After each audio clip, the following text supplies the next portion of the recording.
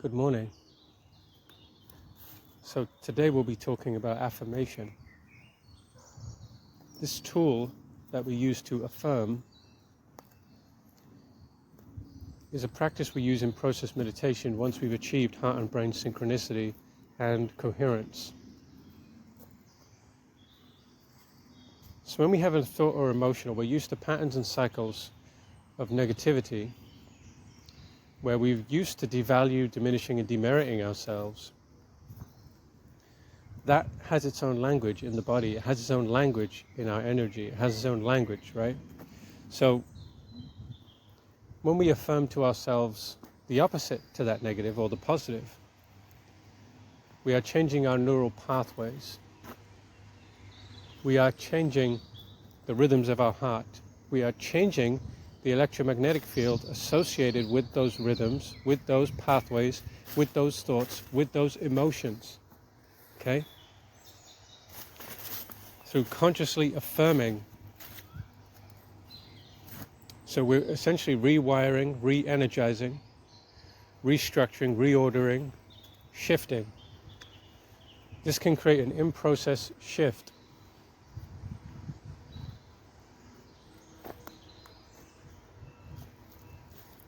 So when we are affirming,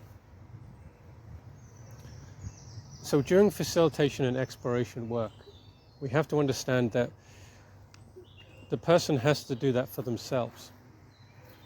The facilitator is simply there to be of support and encourage the person to explore. Because the only person who can actually change the presence of those negative patterns is the person themselves, for themselves. They have to be the one to come up with the affirmation, the specific set of words and sentences, the tone and feeling, the nuance of all of that changes the presence of that particular cycle so that they can restore themselves.